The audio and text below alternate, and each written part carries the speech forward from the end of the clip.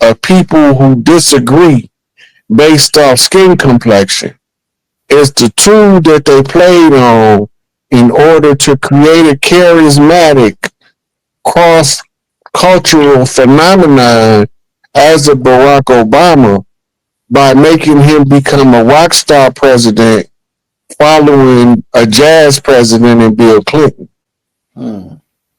Right? Remember, Clinton played the saxophone.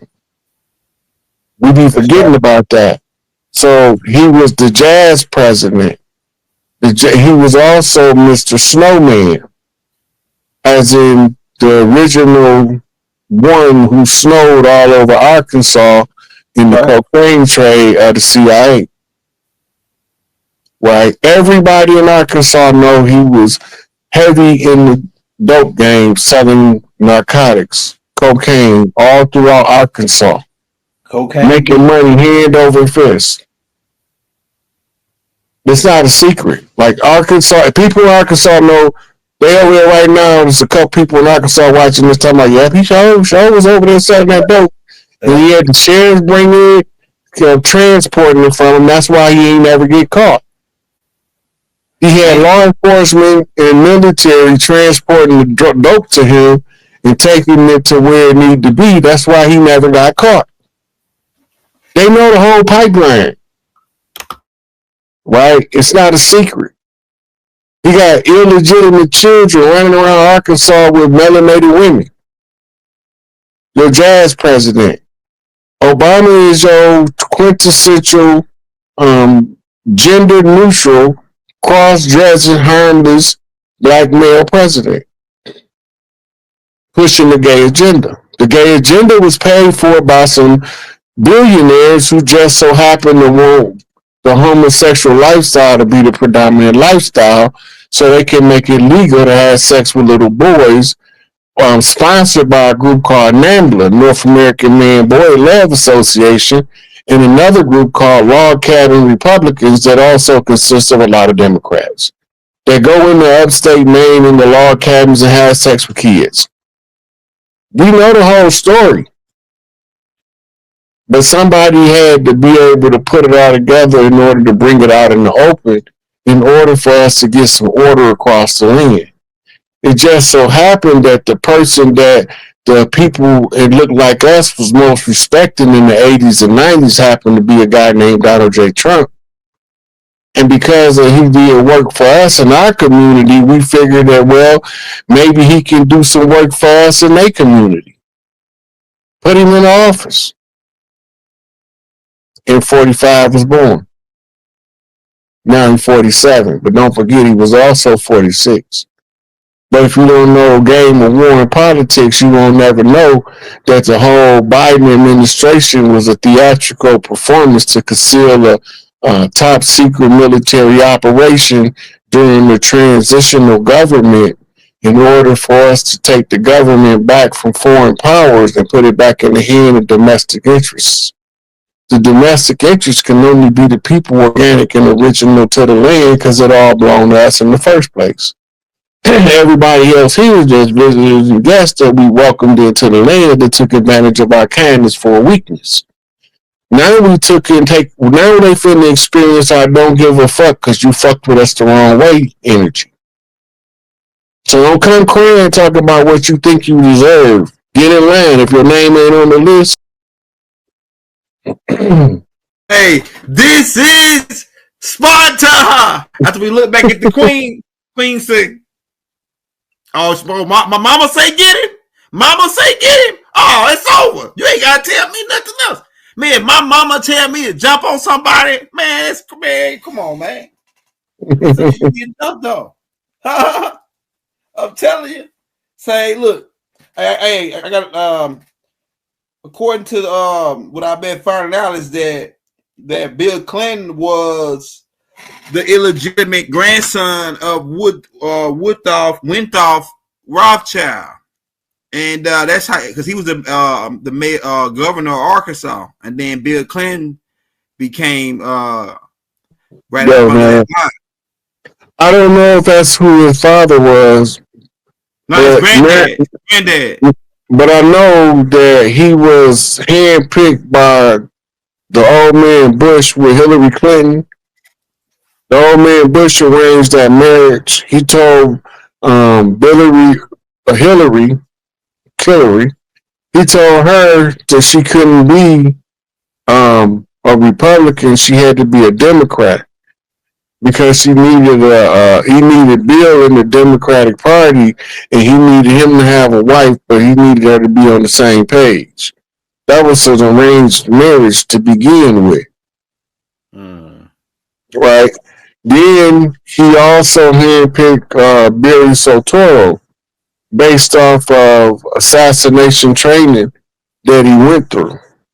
We gotta remember, all of those boys from Brazil was not Hitler clones; they was Akhenaten clones, and they was raised in the Philippines because they didn't stick out. Some of them raised in Hawaii. That's why he keep popping up in all these places. Yeah, lookalikes for some. They say lookalikes. Yeah, because he had clones. Obama is a part of a 50-child cloning program. The boys from Brazil, a lot of them died in experiments, but the one that was under Lolo Sotoro was being trained to be an assassin, but they ended up turning him into the president instead because the clone they wanted for the president didn't pan out. He couldn't think. He couldn't remember he couldn't remember his lines. My lines, I can't remember my lines. That's crazy. So they used the assassin because he had a better memory. Then they paired him with this actor in Chicago, and that's who he was acting like he was the whole time. He was pretending to be Barack Obama. He was pretending to be a black actor out of Chicago. Wow. I'm gonna see you some of these receipts, and you're gonna be cracking up at it. Cause some of this stuff, I swear, it sounds like I be making it up, but I be so wait, because Dr. Phil did something that was made me look like, hey, because he made a lot of sense on, hey, this dude could be Malcolm X's son, and the way it lines up, you know, one of the Obamas could be Malcolm X's son based on the all the documents that Dr. Phil produced, saying that and then Malcolm X was good friends with Lolo Sorrento and the dude that was before him that they killed. They had the dude killed. That was his best friend. You talking about Sukarno? Yeah, they had him killed. Lolo Sotoro wasn't associated with Malcolm X. Yeah, that's why I meant the other dude. The dude before that, that was over in Indonesia. They had him killed. Yeah, that's the one that died. Like Dick Gregory was talking about, died around the same time as Malcolm. Yeah, and then the other guy, he talking about not Sorrento, it was the other guy. He talking about the dude from the Pinto. The Pinto. Yeah, the Pinto. He looked kind of like Master Farrar Muhammad a little bit. Mm-hmm. See, people get so caught up on the color thing that they don't understand that you got good people and you got rotten people. And at the end of the day, it don't matter what they look like. You're going to be dealing with a rotten SOB or you're going to be dealing with a good-hearted person. Right? So all you got to look for is a heart of gold. That's fact. The rest, if you find a heart of gold, then ain't nothing better to find in this world. Because now you got a person that's genuine, caring, loving, honest. But at the same time, on the flip side of that, they will tell you about your motherfucking self when you're wrong. Because they care. Not to be malicious. People can't stand criticism, so the people that care can't tell them what they need to fix. So now we all run around like broke robots. We can fix ourselves if we knew what to fix, but the people that's supposed to give us the correct critique for us to know what to fix, we don't want to hear it because our emotions get hurt because we live in our ego instead of our true self. Because in our true self, we want to know what the problem is so we can fix it. But in our ego, we just don't want to be bruised. Mm-hmm. Don't tell me that I need to stop spending my money, that's why I can't get my bills paid. because I don't know how to put no money aside for my bills. Because I do make enough money. I just don't have enough to pay bills. Motherfucker, that's because I ain't never want to pay bills in the first goddamn place, and I got to come to terms with that within myself. Since I didn't want to pay bills in the first place, I'm going to look for a way not to pay bills. Right? It ain't about how I spend my money. It's about what I choose to spend my money on. Create a condition where you can have a relationship with somebody that'll pay the bills and you pay for something else that you want to your liking. You know, this is mutual benefit. But if you can't tell a person where they fucking up, then y'all can't work together. Not come out with the best outcome. Why do you think trainers argue over the best thing to teach the fighter before this fight that's coming up? They see two different things in the opponent. They don't agree with the approach. The fighter needs to learn both of them because both of them might be right from a different angle. But everybody under the false pretense that we all supposed to agree with everything all the time, that's retarded. If everybody always agreed on everything all the time, life would be boring. Man, tell me. Progress would not get made. Great accomplishments will not happen. Because nobody would dare to be great because everybody said that person can't be great. And you can't show me nobody that turned out becoming great in what they do that wasn't told before their greatness that they'll never achieve greatness. Right. All of them was told it. Yeah. All of them, from your great fighters, Muhammad Ali, Sonny Liston, Mike Tyson, Sugar Ray Robinson, Sugar Ray Leonard. When they was youngsters, they was the most doubted people on the planet until they proved them all wrong. That takes stamina of character. But now it's not the end thing to teach children character because don't nobody got no damn character no more. Character is the building of the self-respect mechanism where you so respectable that people just don't want to disrespect you. You carry yourself in such a respectable manner, people are like, yeah, do good people, man, just don't fuck with it. Might not turn out too good for you. Real I ain't never seen him get out, but he looked like he about that life. I probably wouldn't mess with him. Right? But don't nobody want to learn that now. Because when you try to teach people, they get defensive because they stupid. Mm-hmm. They not stupid because they chose to be stupid. They stupid because they was educated to become stupid. Dang. Through systematic education. Psychological development of a Rothschild manufactured program. Right. To turn from thinkers to workers. Nation the thinker do. One thinker don't need a whole bunch of thinkers. You need a bunch of doers. The more thinkers you have, the more questions is being asked about the ethics of your actions.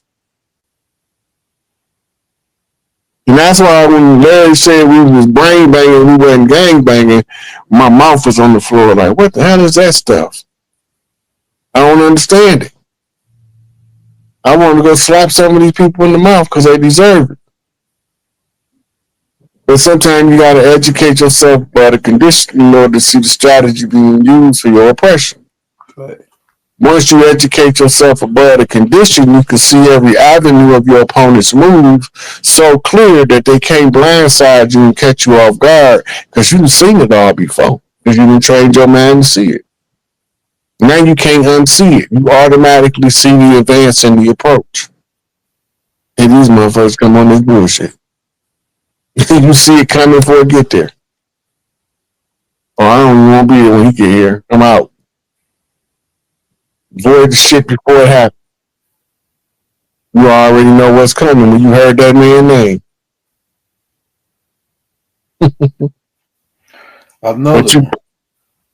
But you got people that love him too. Just remember that. Well, the person that you hate the most got people that love them too.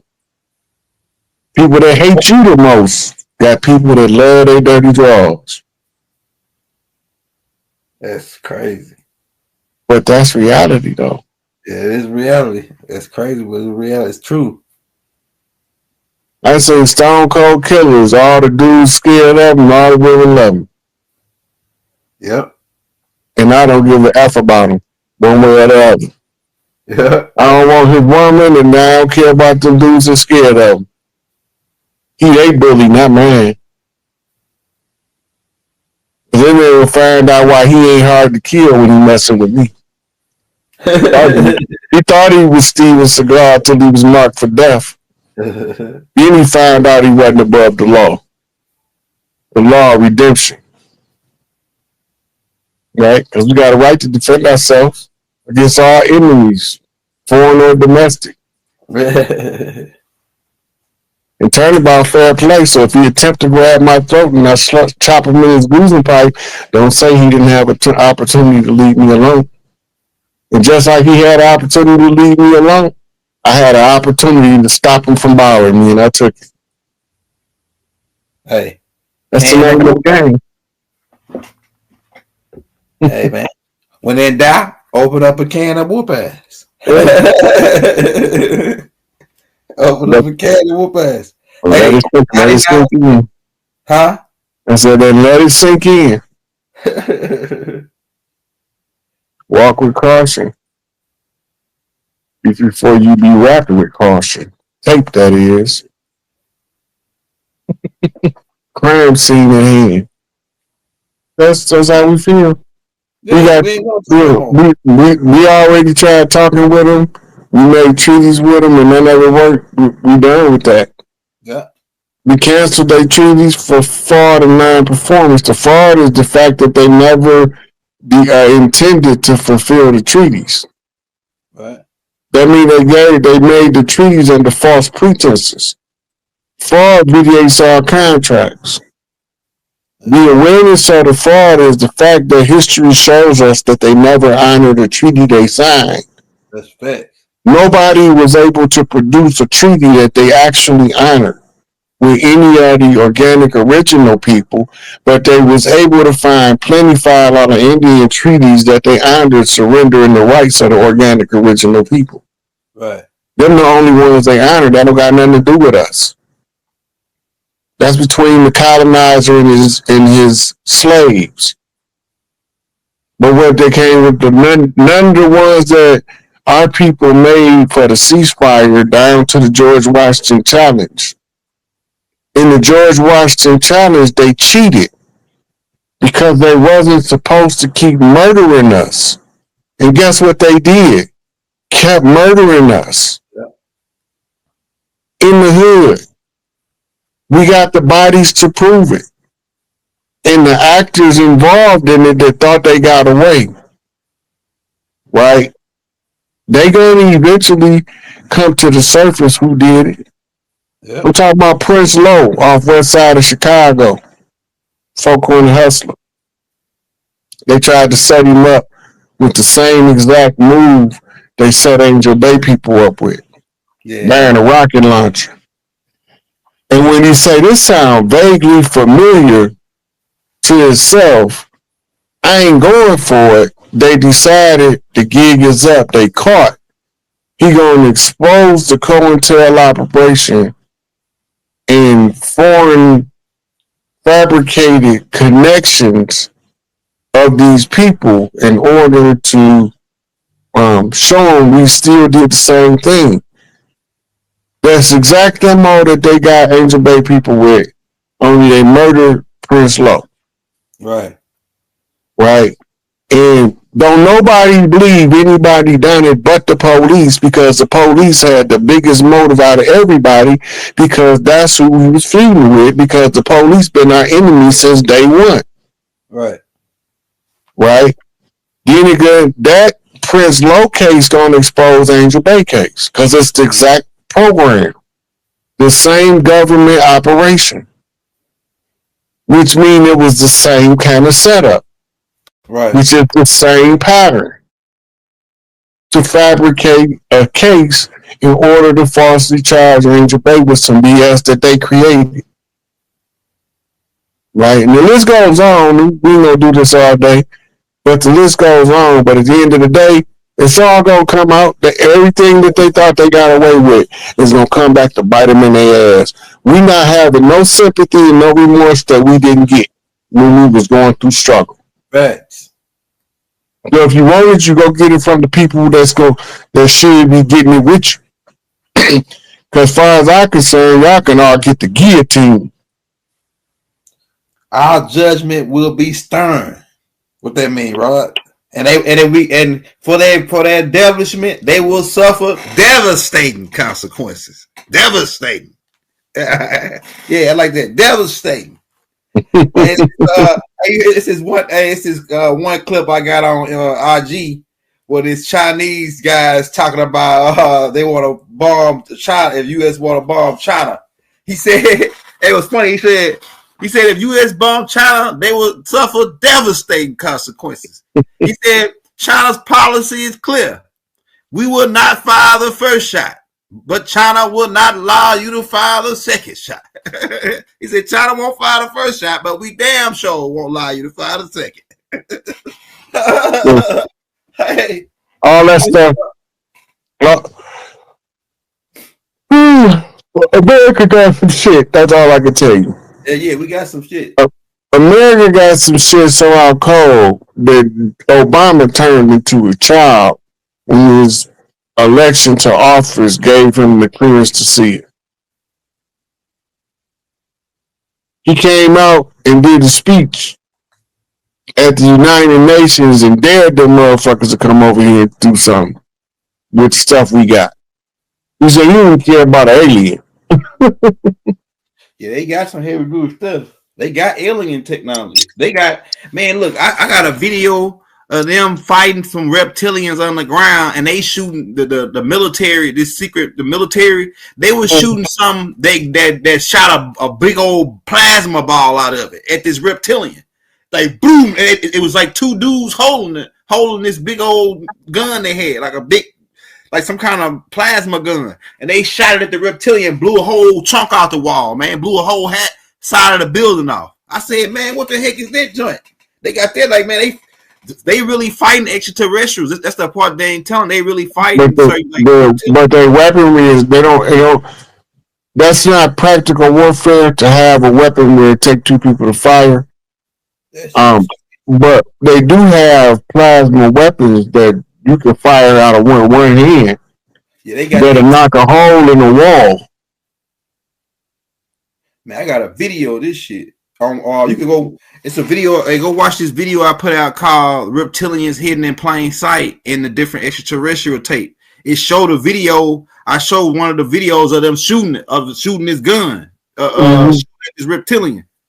Man, they blew a whole chunk off a building. I said, man, what they like? You know, they showing us something in a movie though, like back in the day, like remember Demolition Man when they put out Demolition Man with West.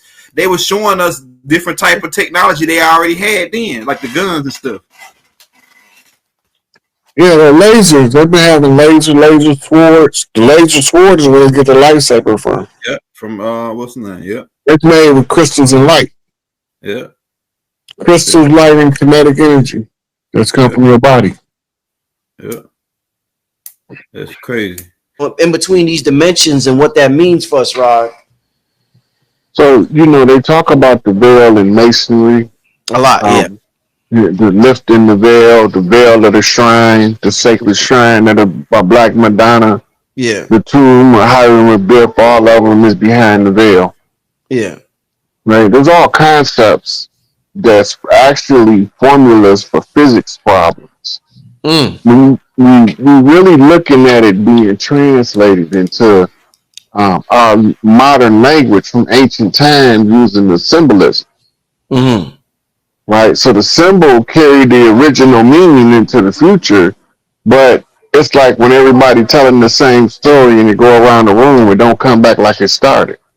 But the symbol remains the focal point to keep people looking at it for what it is instead of what the illusion is telling them it is. So the one thing we do, if we want to know what's behind the veil, first we have to understand the veil itself. Right? The veil is part of the Kali Yuga time cycle that put us in the sleep state as the gods, the resting state for the gods. So all of the gods been working for trillions of years, and then all of a sudden the superior gods say, go take a nap. You need some rest. So you go through the Kali Yuga, which is the state of ignorance, the darkness of the mind. So the darkness of the veil comes from the emptiness of space that resides as mind, where mind got to fill the space and build the diagrams, which is the physics formulas to put everything back in order within the mind, the same way it's put together outside the mind, and use the inner self as a mirror for the outer self. So it's telling you principles of high magic, but it's simplifying them where you could just tell somebody that the veil itself is telling you how to lift it by learning certain key magical practices, right? Or mathematical studies. So it's hardwired into everything, right? But it's scattered out to you have to get to a certain level of recognition that you can see it being reflected in all of the things around you. Right? Then you start tracking it back to try to find out the source. Where did this come from? Once you find out the source, when it happened, what did it mean? So while you learning and understanding that there's certain practices that's required to lift the veil or rent the veil is what they call it. Right? These practices are all mentalism. They all deal with powers of the mind, being able to align your inner world to your outer world until you can melt away the ripples in the current. Indeed. Yo, did anybody here at like the 3-minute mark when Ra was talking? It sounded like this nigga was on a spaceship, and it was like it sounded like real like an alien was behind him talking. Y'all can rewind it and listen, but underneath him it sounded like an alien, like a spaceship or something. Did y'all hear that? It was like the 3-minute mark, right? Rod, where you at, man? Cause you ain't got the camera. You on the spaceship, Rod? Where Rod at? They done abducted him. Rod, you there? Yeah, I'm here. I'm here. Yeah, my brother David heard it. See, David was like, I heard it. Yeah, somebody said like digital artifacts. What was that, Rod? We think there's some shit going on. Or I'm just being a conspiracy theorist, man. What's going on? Look, everything in the world is holographic by nature. Ooh, yeah, there you go. That's that talk. That's that. This talk. This is one of the ways you understand the veil. Yeah. Michael Talbot, Holographic Universe. Remember? Yes, got it. Bobby Hemming told me to get that book. Yes. Now, do you understand how a holographic projector works? Yeah, somewhat. Every piece of the hologram has the whole hologram within it.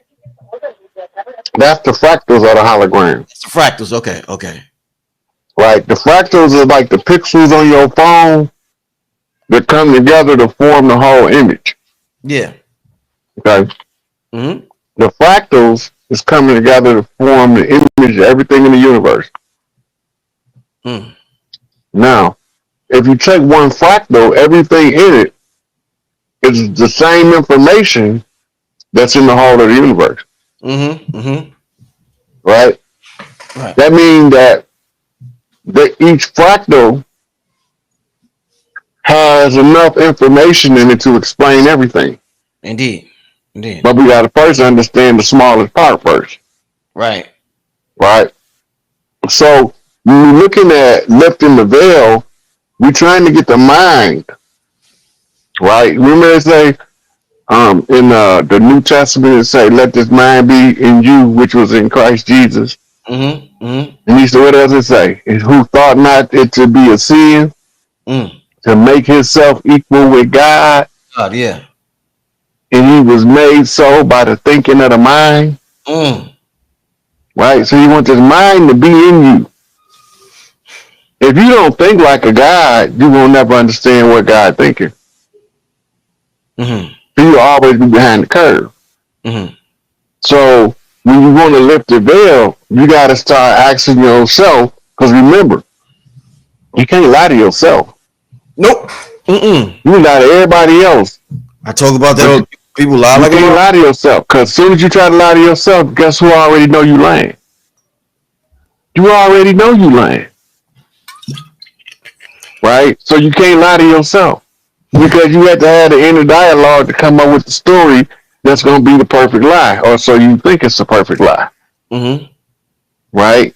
That means you had to first, you and your inner self had to concoct this story. Right? It's the same with the external world. Whatever it is going on inside of you, working with the other pixel projectors, y'all are telling the same story. At the same time. Same time. Right? But then the wave that moves through the pixels, like the sun moved across the earth, when the waves move across the pixels, the ones that's not getting the direct light not lit. And you can still use the darkness in order to use it as a backdrop to line in the color. All of the colors that's being projected is continuing upon being overlaid over a dark screen. Right? Because when you look at the streamers in the Matrix, you see the neon green, but you're not paying attention to the background black. Right. Okay, now when you look at the picture behind you now through the screen, you're not realizing that it's being reflected off the pitch of the dark black. If you zoom in between the pixels or the pixels on the screen of the photograph, the further you get in, you find out that there's more black there than it is actual color. Dark matter. Right? And this is the composition of what the veil made of. The dark matter of the mind. Subconscious mind. So we all be put under a hypnotic spell. Right? The hypnotic spell make us believe that everything we agree to is what we projecting out, never knowing that we projecting out not what we agreed to, but what we was told to accept. Once we realize that we weren't projecting their reality for them, we can hijack their system by projecting our own reality. This is why you need leaders. Leaders give you a focal point to put the energy so that you can know who winning the game. Rod, let me ask you this, Rod. With the information you're talking about, we're talking about the thinning of this veil. One of the words that we hear continuously is the ascension of the soul, and how our spirit is, people talk about ascension symptoms, ascension this, ascension that. What word is better to describe what we're experiencing right now, Rod? Would you say ascension, or would you say remembering? What word do you think is better suited for what we're experiencing right now at this time? We're graduating. Everybody's graduating from a different class, but we all graduating. But we all graduate, but just different classes, you're saying? Yeah. Imagine a K through 12 one school. Yeah. We all in the same school. And we all get a graduation ceremony, but we only notice the ones for the 5th grade graduation, and for the high school graduation. We remember them, but we remember we've been passed up class to class from the beginning. I thought deaf was graduation. That's the final graduation. That's when you exit the school, Right. Okay. right?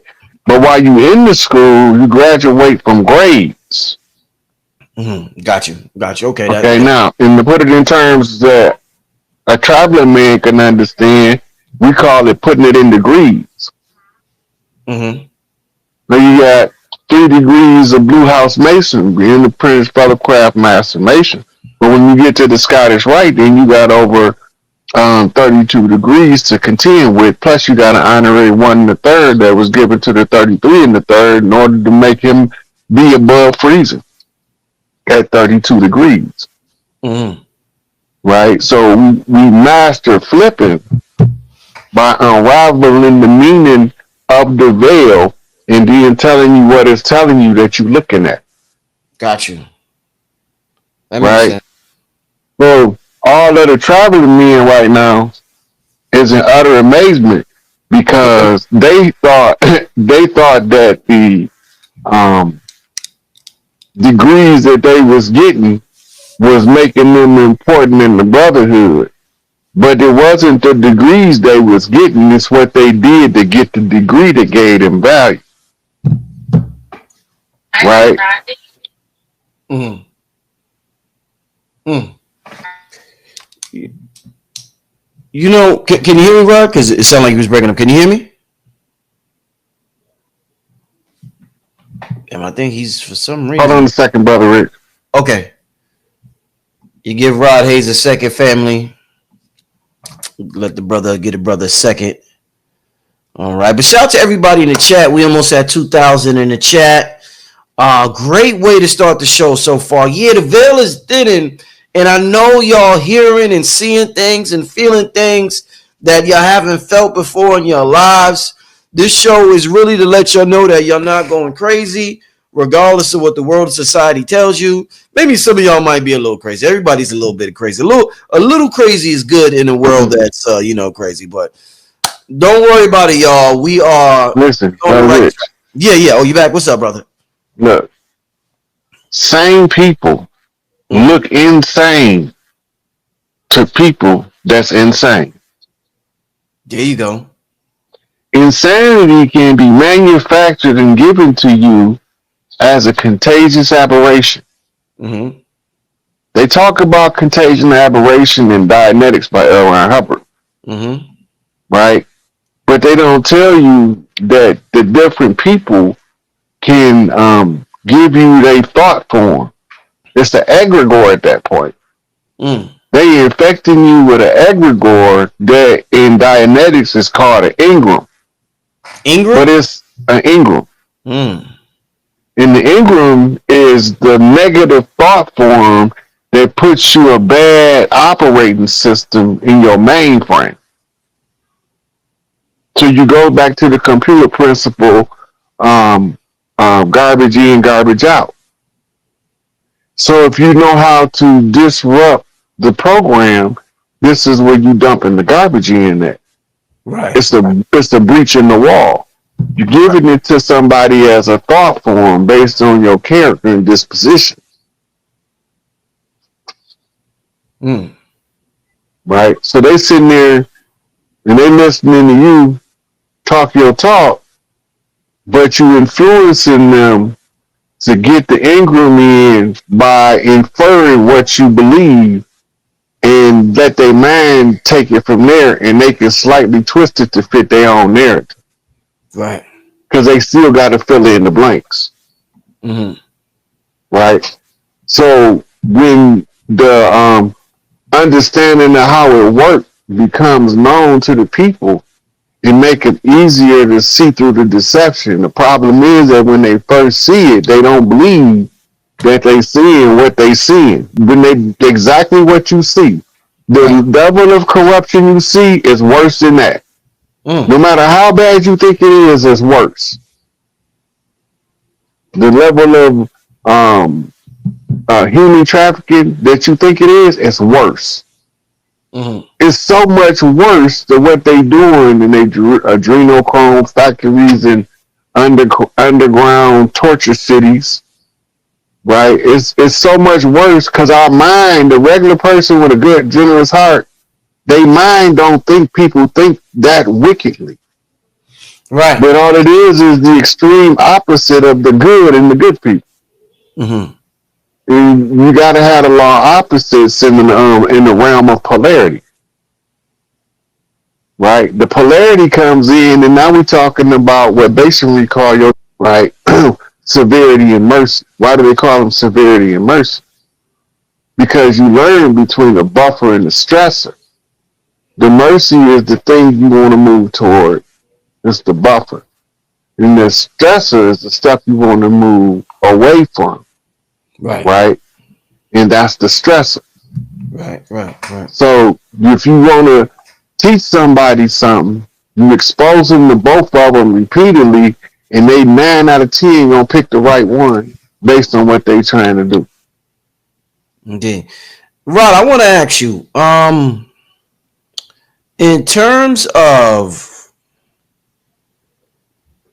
the veil being thin, and people can feel certain things that they didn't feel.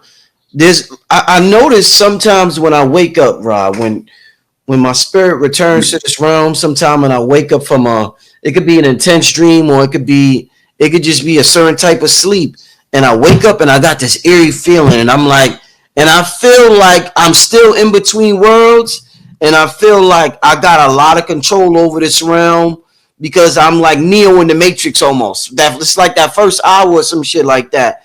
I want to know that feeling. Is that going to be like a all day feeling for us? The more the veil thins, like we're sort of like this eerie in between world feeling where we're totally not here. Is that how we would describe that feeling when the veil gets extremely thin and the worlds merge? Well, we all have inner talents, either skills that we develop or talents that we brought from past lives that we were born doing, right? The lifting of the veil is about the awakening of the mind. So the mind going through the Kali Yuga, the dark state. Wait, hold up, Rod. They saying our mics are going in and out. Listen, family, I hear Rod fine. How is it with y'all, the mic situation? So both me and Rod are breaking up. That could be the YouTube. The sound is bad. Hey, Rod, let's both go out and come back in. Okay. See if that helps. All right. Yeah. Rod, you hear me, my brother? Yeah. Can you hear me? I hear you fine. Yeah. Look, people are saying I was good. So it's just some people. Then it's not every. Okay. All right. Yeah. It's just some of y'all. All right. Y'all good? Okay. All right, Rod. Go ahead, my brother. What was we on? Yeah, I'll ask you that question about waking up and having that eerie feeling the first hour I'm awake, where I feel like I'm in between worlds, but that feeling doesn't last the whole day. It's just for that first hour I'm awake, and I want to know, is that feeling something that we would experience throughout the course of the entire day? Because the veil is so thin and the worlds are more joined together. So the reason why it's the first hour after you wake up is called a serotonin response. Serotonin response, okay. Right. Now remember, during the day, your serotonin is going to convert to melatonin. As you move through your day, the melatonin is going to be reconverted back into serotonin. Right? It's going to be feeding you back through your endorphins as serotonin, the happy hormone. Right? But once you then went through the course of the day and you use it almost all up, you have to use your sleep to build your serotonin levels by converting the melatonin back into serotonin. You get me? Yeah. Okay, now, it's the same when you waking up. You're going to have that serotonin rush when you first wake up. Because you coming out of you ever see when they tranquilize one of those elephants and they give them the shot to wake them up? That sucker be laying there and then he just pounce up like he was never down. Right. Right, that's the serotonin response. Ah. So it gives you that rush of energy for the day, but you can carry the energy if you practice carrying the energy throughout the day. It'll just be natural. You have to first study it. What do I experience in it? Once you can identify all of what you're experiencing in that feeling, then you can practice it any time of the day until you make it into a habit. And then you'll be able to have that sensation as long as you know you gotta feel this way, you gotta be thinking this, you gotta be disconnected from this bullshit over here and disconnected from that bullshit, and I feel like I'm free. I feel like I'm floating through heaven, Mm-hmm. right? You can keep that energy all day. You can use it. They call it shifting to the zone. This is when you learn to use your focus energy to put it into the investment of accomplishing the goal. You go into the zone. You heard about the athletes that go into the zone, right? Yeah. Mm-hmm. That's what they're talking about. It's the same thing. But when you live in your challenging life, you will always have the serotonin response that you stepping into the combat zone.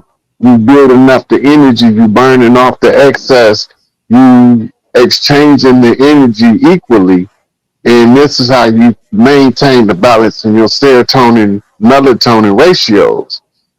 And then the side effect is to give you this feeling that this feel the best feeling I ever had. I could take on anything. Right? Here's down, I take on anyone.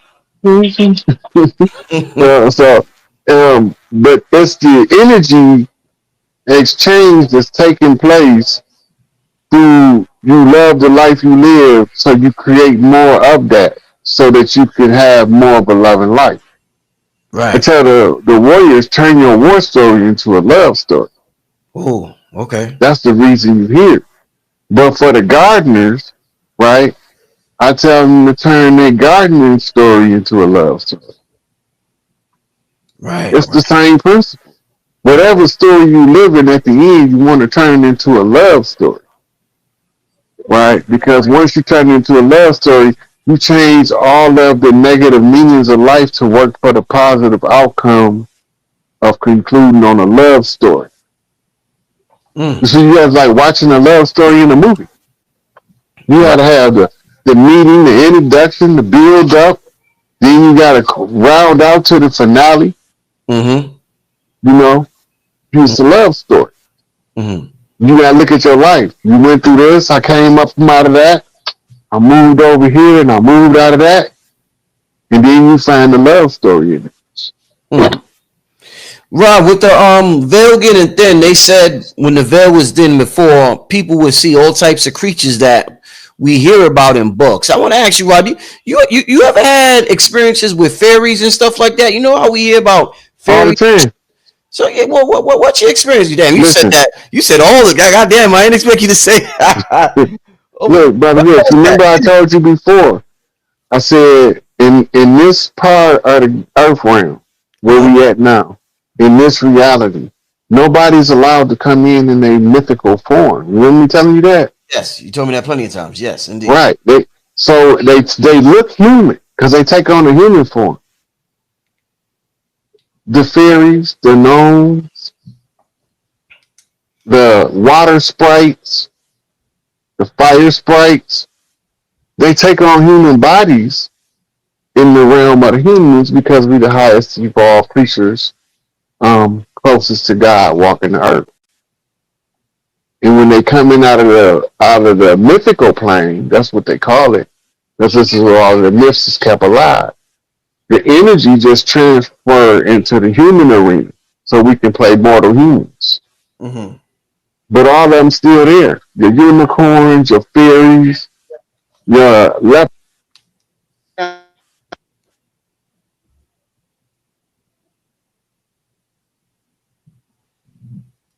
leprechauns, the Bantu people that was living in Ireland when the Catholic Church was murdering them all That's why they say he killed the snakes, because the women wore snake armbands and the men wore the snake headband. Mm-hmm. Mm. He didn't kill shit. And there wasn't no snakes. And wasn't no snakes in Ireland. There's no history of snakes in Ireland. There's no Mm. fossil record of a snake ever being in Ireland. Damn. So what snakes was St. Patrick killing then? If it ain't never really been no snakes there, and he was made a saint by the Catholic Church for killing snakes, what snakes is he killing? What kind of serpents is these he's killing? Right. Damn. They're called Nagas. Nagas. And that's a people. That's the ancient royal families of the earth. The Nagas. Their descendants is the Amaru Khans of the Southwest Americas, moving into Peru and Bolivia and all that stuff. Right. Going down into the monkey village in South America when it was the journey to the west of Hanuman, Sun Wukong journey to the west, right, where the Buddha sent him to get the Buddhist scrolls. Mm-hmm. Right, so then you see the monkey cities in South America, you see the monkey and the Nazca lands that's native to another part of the world. Right, and it's on there with the phoenix. We see the symbol of the baboon representing Tahuti and Kemet. Mm-hmm. The monkey mind is the Sako mile. When your elders kept putting these certain symbols there, what was they trying to tell you? Have you ever asked yourself, if I was my ancestor and I painted that, what would I be trying to get my descendants to understand? Because then yourself gonna have to make you look at it from a perspective as if you wrote it. As if you wrote it, right? And once you look at it as if you wrote it and you was trying to get a message into the future, you think how many generations, and then you'll know how the evolution of time will cause the message to be distorted. Right. Right? And the distortion comes in during the Kali Yuga, which is the dark phase. This is the moon cycle of a 24,000-year cycle. The global warming is a sign that there's a sun cycle returning. Mm. And a moon cycle, a lunar cycle, which is a cold cycle, leaving. So when the sun cycle comes in, brings the golden age with it. Mm-hmm. Right? So a look at the lifting of the veil as in the transition from the night sky to the early morning sky. Mm-hmm. And the mirror is that orb that's coming over the horizon is you. Mm-hmm. Right? And then you just broke through Kepler. Now you rolling across the sky, across the Horus horizon. And we know that when Horus is done rising, he's our 10. Mm. He is the eagle in full view of all other eagle clans. He's the falcon in full view of all the falcon clans. He's the great hawk that's visible to all of the hawk clan in the sky at one time, but all it is a sign of a solar flare. Mm-hmm. All of the bird clans tell it the same way. It's the bird with the phoenix wings curling up to the sun. Mm-hmm. Or the hawk wings, or the falcon wings, depending on which culture is telling the story, depending on which bird is it representing. Mm-hmm. Mm-hmm. Right, which takes you to the great thunderbird, Quetzalcoatl. Right, the Quetzalcoatl thunderbird means the bird with the booming voice. Right, but we know that the booming voice moniker was taken by Enlil, the god of the skies, and he's also the lord of the booming voice. En means lord. Right, and Lil means the booming voice or the booming sound of thunder. So they make it have a dual meaning. Right. Flip the mirror. Indeed. Rod, what no, good. You're still talking good. I'm sorry. Good. With all this water that people are reporting, the flooding, I've seen New York, water's been coming down extremely hard in Georgia the last month. I mean, there was one time I think it rained like 14 days in a row out here. And right before our Stone Mountain trip that we did about 2 weeks ago, I mean, it poured raining the night before. We always hear about the floods and when the worlds are ending. Is this water?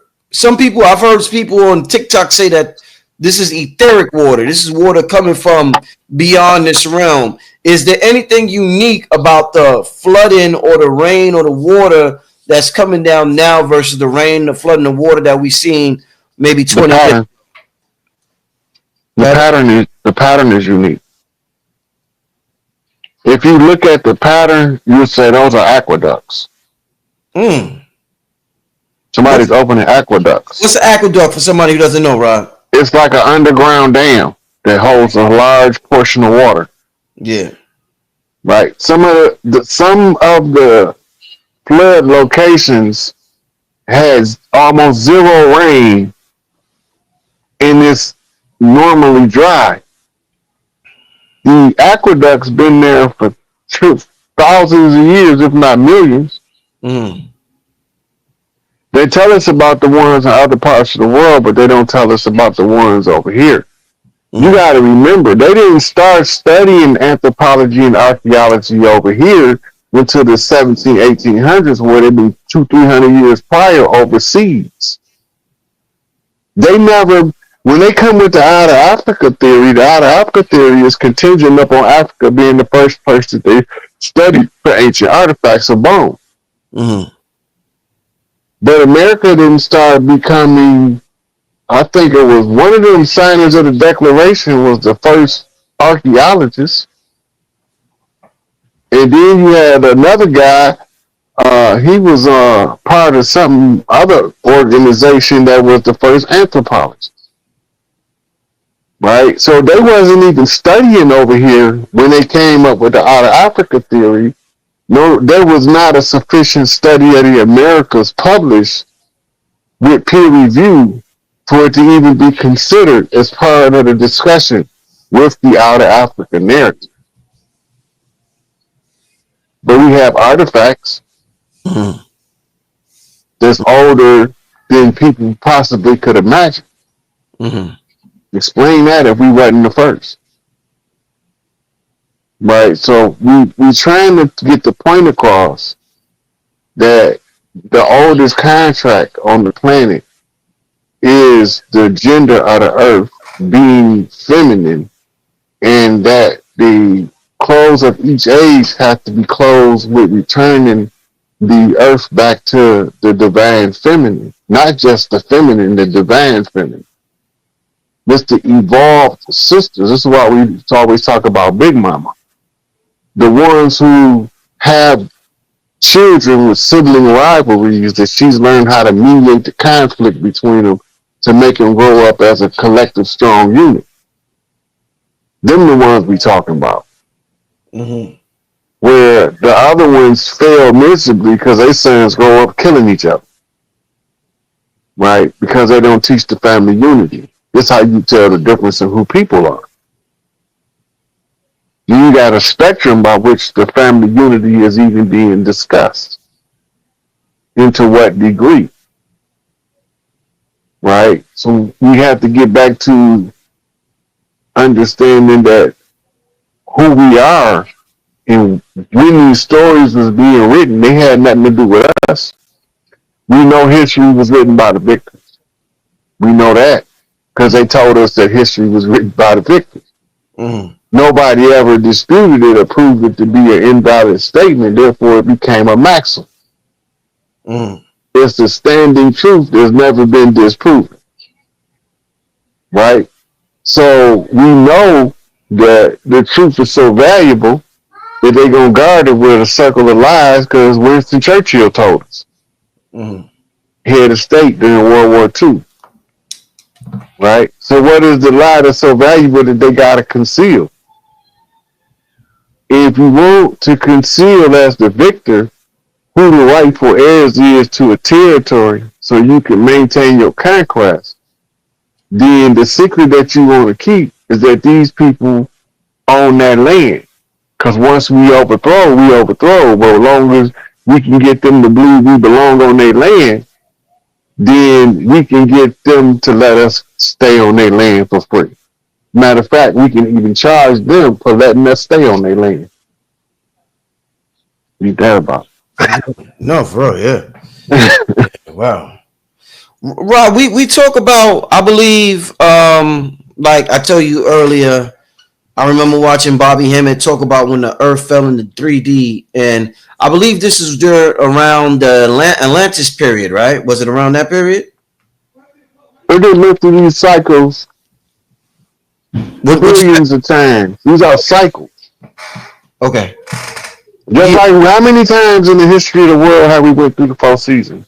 Yeah, exactly. Many times. It's the same thing. It's just on a different scale. Rob, when did this veil first form? This veil that I'm sure there was one time when there was no veil at all. In the ancient books, is there anybody talk about this veil formed out of nowhere and we see? No. We know exactly what the veil is. The veil is the sleep stage or the nighttime, the Kali Yuga for the god. Mm-hmm. This one that we coming out of is artificially induced because of warfare. Mm. The stories is told as Verminus Wars and as Pyramid Wars, but they still wars nonetheless. Technology was different, but it was advanced. So they still had bombs nonetheless. The human was inquisitive to understand the fractals of nature, so they learned how to split the atom, of course. Right? And they blew up bombs. We got deserts as the aftermath to prove the ignorance of man and the destruction to Mother Earth. And it parallels with the onslaught of what we call the patriarchal agenda. The patriarchal agenda is to take the mother's right of the heritable land by force until there's no more daughters who inherit the land. You get it? Yeah. Right, so the veil is just like a sleep period. Okay. And when the veil is lifted, it's like opening your eyes in the morning. Mm-hmm. Right? So we understand that the veil is a state of mind. It's a consciousness. Right. When you in the veil, you blind, deaf, and dumb. Because you walking around in the dark, not knowing who you are, not remembering who you were because you are in the dark. Right? You can use the darkness for a mirror if you become self-aware enough to do so. It helps you discover who you is better. Mm-hmm. Right? But the goal is when you're under the veil, mm-hmm. it's the same as being under a blanket with the lights on. Mm-hmm. Right? Or being in China when there's daylight in America. Mm-hmm. Right? It's dark over there. Mm-hmm. But it's daylight over here. Right. It's cycles. So the lifting of the veil, it's not like lifting the curtain on a theater, but you can still look at it like that if you see the world as a stage and we are just actors. Yo, Rod, I was looking at your avatar. I forgot to ask you earlier, but I'm glad I'm asking you now because there's more people here. I'm looking at your avatar with the